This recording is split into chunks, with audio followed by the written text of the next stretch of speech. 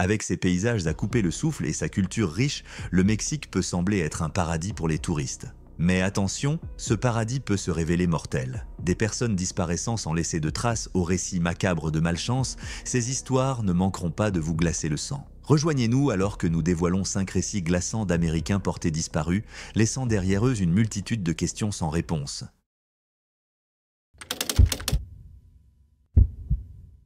Au fil des années, la passion de Patrick pour l'exploration l'avait conduit dans de nombreux endroits remarquables.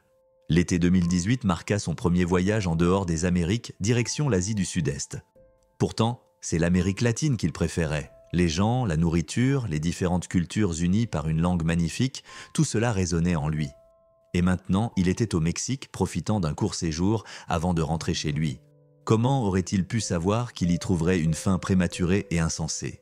Le 24 octobre 2018, Patrick Braxton Andrew quitta son domicile en Caroline du Nord pour prendre un vol en direction du Mexique.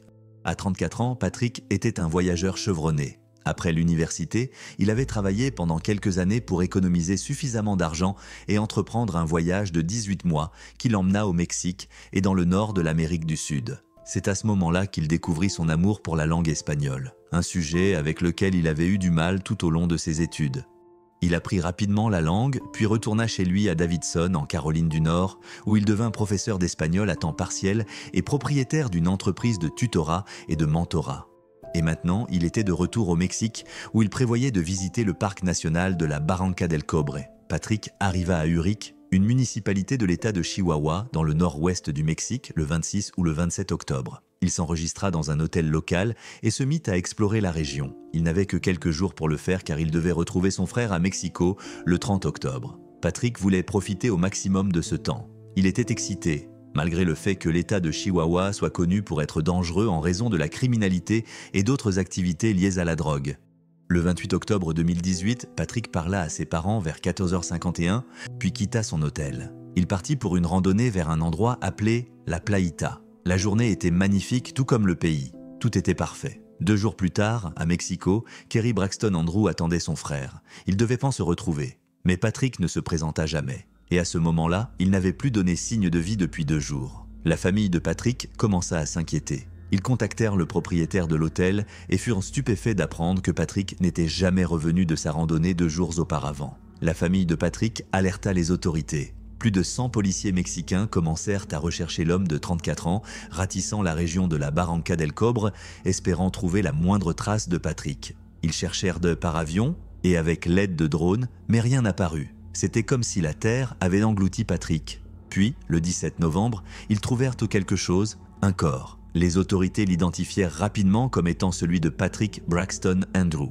Son corps fut découvert à environ 1 kilomètre de la route menant du village de Guapalaina à Las Lajas, Urique. Mais comment cela se pouvait-il? La zone avait déjà été fouillée de fond en comble. Les choses ne firent que se compliquer. Le corps avait été trouvé sur une surface rocheuse, dans une zone sans végétation. Comment se faisait-il alors qu'il était recouvert de terre rougeâtre et de feuilles de pin? Il fallut peu de temps et une autopsie pour comprendre ce qui était vraiment arrivé à Patrick Braxton Andrew. Il avait été abattu d'une balle dans la tête, enterré quelque part dans les montagnes, puis déterré et jeté sur la route, là où la police l'avait finalement trouvé. Mais pourquoi? L'enquête continua et le gouverneur de Chihuahua déclara que Patrick avait été assassiné. De plus, le procureur général de Chihuahua, César Peniche Esquivel, indiqua qu'à un moment donné de sa randonnée à la Playita, Patrick avait croisé des membres d'une cellule de trafic de drogue du cartel de Sinaloa. Il est possible que Patrick ait été pris pour un agent de la DEA américaine et qu'il ait été tué par le notoire trafiquant de drogue José Noriel Portillo Gil, alias El Chueco, ou par l'un de ses hommes. Les rumeurs selon lesquelles Patrick aurait été victime d'une transaction de drogue qui aurait mal tourné furent rapidement rejetées par les autorités mexicaines qui décrivirent l'homme comme une victime innocente qui a eu la malchance de croiser la route d'El Chueco.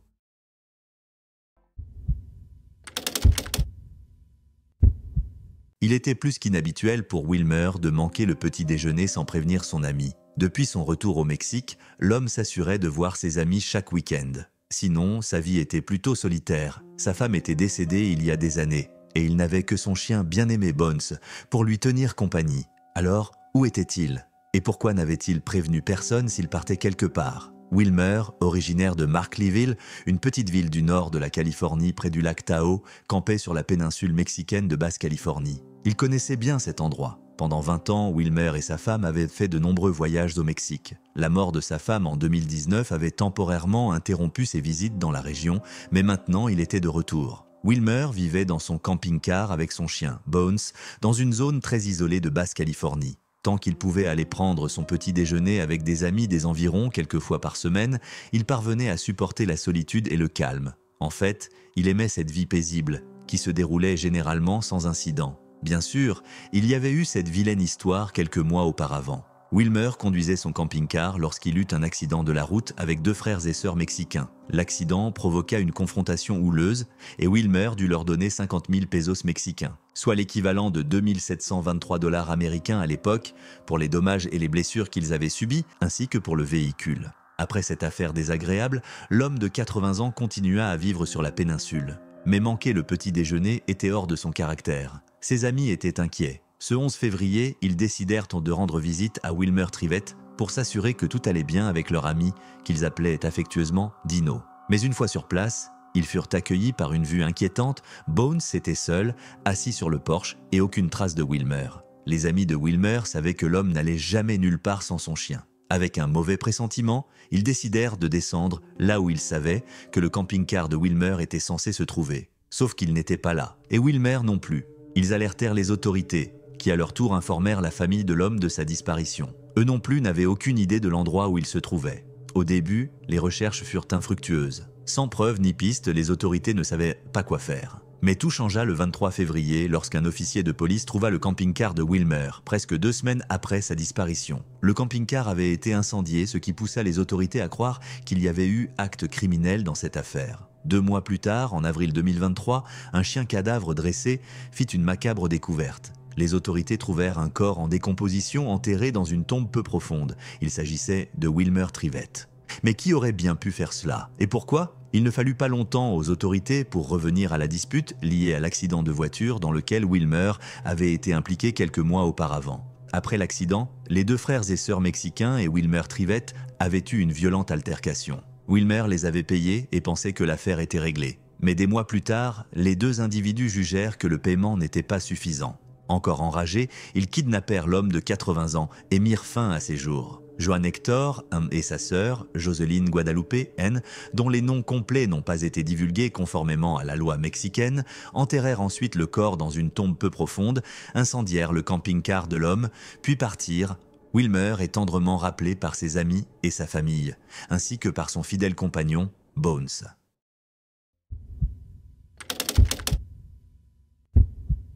Harry Dever était un véritable aventurier.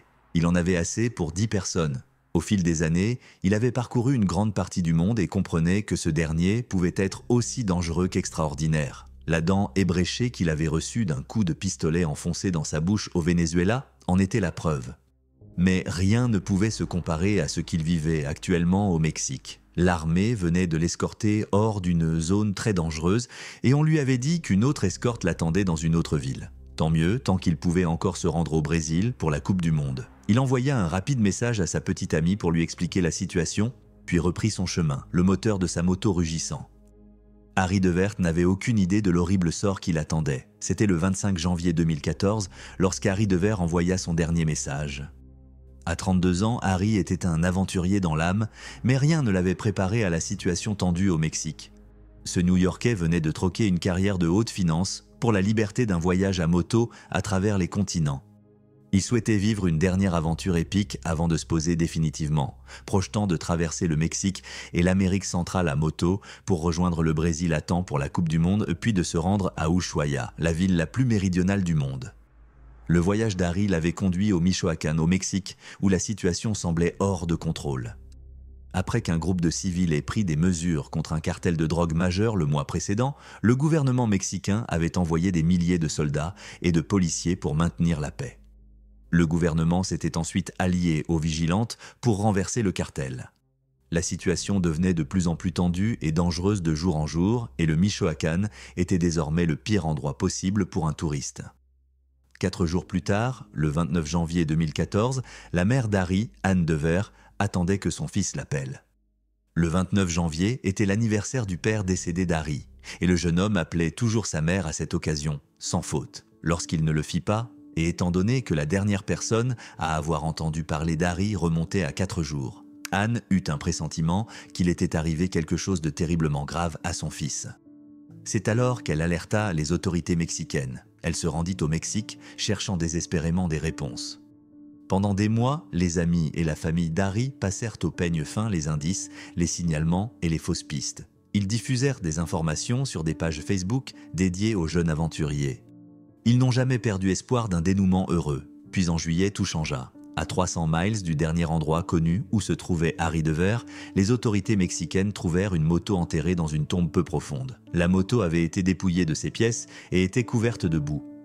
Mais le numéro d'identification était encore intact. La moto n'était pas la seule chose dans la tombe.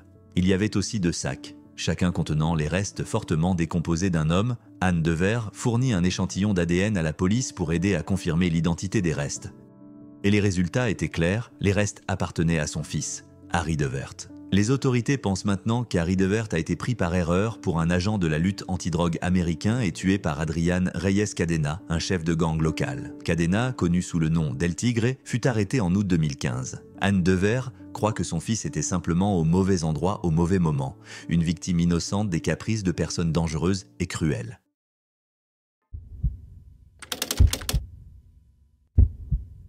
Le plan était simple. Maintenant que le temps s'était amélioré, ils pouvaient enfin commencer leur aventure et naviguer sur leur voilier de 41 pieds du Mexique à San Diego. Bien sûr, ce ne serait pas une traversée facile, mais les 3 étaient des marins expérimentés et confiants qu'ils pourraient affronter même les vagues les plus hautes et les vents les plus violents. Ils espéraient toutefois que cela ne serait pas nécessaire. Le départ était prévu pour tôt le matin. À ce moment-là, rien ne les avait alertés de ce qui les attendait au large, loin de la sécurité du rivage. C'était le 4 avril 2023, lorsque Frank O'Brien, sa femme Kerry O'Brien et leur ami William Gross prirent la mer depuis Mazatlan au Mexique. Ils entamaient leur voyage vers San Diego, en Californie. Mais d'abord, ils devaient faire une escale à Cabo San Lucas pour faire le plein de provisions. Le matin du 4 avril, les 3 passèrent des appels pour organiser cette escale, affirmant qu'ils arriveraient 2 jours plus tard, le 6 avril. Frank et Kerry étaient tous 2 capitaines de bateaux licenciés. Le couple avait engagé William Gross pour les aider lors de ce voyage de 11 jours. Le périple était ambitieux mais réalisable, surtout avec Gross à bord, un homme qui avait la réputation de pouvoir tout réparer et qui comptait plus de 50 ans d'expérience en tant que marin. À eux 3, ils totalisaient près de 100 ans d'expérience. Les O'Brien et Gross avaient également une grande confiance en leur bateau, nommé à juste titre Oceanbound. Oceanbound était un voilier de 41 pieds, fabriqué environ 35 ans auparavant à Taïwan. Malgré son âge, le voilier était fiable. Il était construit en fibre de verre solide, avait fait ses preuves et n'était pas étranger aux caprices, à la beauté et au péril des eaux océaniques. William envoya un message à sa fille ce 4 avril, lui faisant savoir qu'il prenait la mer vers 9h30 du matin. 2 jours plus tard, plusieurs personnes à Cabo San Lucas attendaient que Frank, Kerry et William fassent leur escale pour récupérer leurs provisions, comme prévu. Mais les heures passaient et il n'y avait toujours aucun signe de Oceanbound.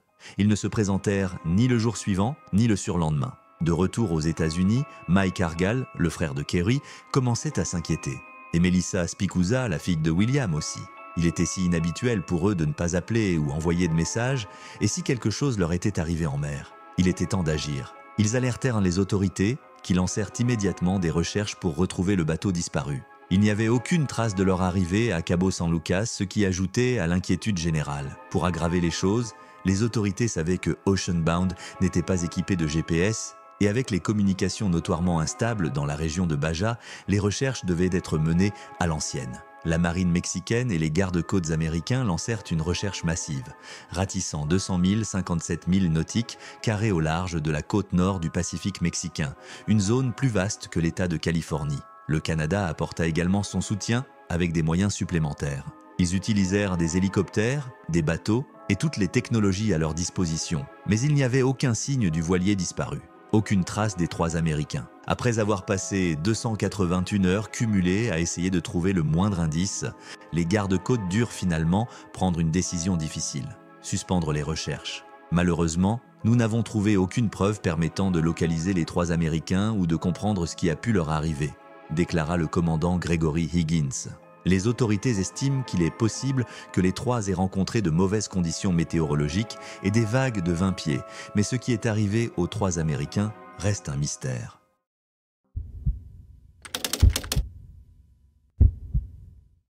Le temps empirait, les conditions étaient défavorables avec une marée contraire extrême. Le kayak ne semblait plus être une bonne idée, surtout pour une fille de 14 ans. Corey décida qu'il était temps pour sa fille de retourner à leur maison louée. Mais il ne pouvait pas la laisser partir seule. Non, il allait d'abord assurer la sécurité de sa fille, puis revenir pour Yeon-soo, sa femme. Il espérait que tout irait bien, mais il ne pouvait en être certain. C'était le 24 novembre 2022. Corey Allen, sa femme Yeon-soo Kim et leur fille de 14 ans étaient en vacances. Ils avaient quitté leur domicile à Flagstaff, en Arizona, et séjournaient maintenant dans une maison louée à Puerto Peñasco, au Mexique. Puerto Peñasco, également connu sous le nom de Rocky Point en anglais, est une petite ville située à 62 miles de la frontière avec l'Arizona. Le tourisme et la pêche sont les principales activités de la ville. Des touristes du monde entier viennent pour ses plages et ses agréables stations balnéaires. Il existe également de nombreuses activités pour les touristes qui préfèrent autre chose que bronzer. Ce jeudi-là, Corey, Yeon-soo et leur fille décidèrent de faire du kayak. C'était censé être une sortie en famille. Une occasion de pagayer sur les eaux tranquilles de Playa Encanto. Mais la météo en décida autrement. Le vent se leva cet après-midi de Thanksgiving, assez fort pour soulever les vagues en furie. Soudain, manœuvrer un kayak ne semblait plus aussi simple. Ce n'était pas le genre de conditions que des amateurs pouvaient affronter. Alors que le vent devenait violent, la marée tournait avec une force qui faisait reculer le rivage. C'est à ce moment que Corey comprit qu'ils étaient en danger. Ce n'était pas un endroit pour une adolescente. Il décida de sortir sa fille de l'eau et de la ramener à leur maison louée. Après avoir laissé sa fille de 14 ans en sécurité, Corey retourna sur la plage pour retrouver sa femme Yeon-soo Kim. Ils reviendraient bientôt, et ensuite, ils seraient tous réunis à nouveau. Mais au fur et à mesure que la journée avançait, l'inquiétude de leur fille grandissait. Ses parents n'étaient pas revenus comme promis. Elle donna l'alerte plus tard dans l'après-midi, et une recherche à grande échelle commença. Des volontaires fouillèrent la terre, la mer et les airs à la recherche du couple disparu. Pendant ce temps, des membres de la famille prirent l'avion pour le Mexique afin de s'occuper de la fille. Dès le dimanche, l'espoir de les retrouver vivants commençait à s'amenuiser. Cet après-midi-là, un bateau de pêche local découvrit un corps à environ 8 miles au large, près du Mayan Palace. La protection civile et les pompiers de Puerto Peñasco publièrent une déclaration indiquant que les caractéristiques correspondaient à l'une des personnes disparues. Un membre de la famille Allen confirma la triste nouvelle. Il s'agissait de Yeon-soo Kim. La recherche de Corey continua. Mais c'était comme si Corey s'était volatilisé. Après quelques jours, la famille décida d'arrêter les recherches. Le kayak de Corey fut retrouvé au sud-est de Puerto Peñasco, mais il n'y avait aucune trace de l'homme.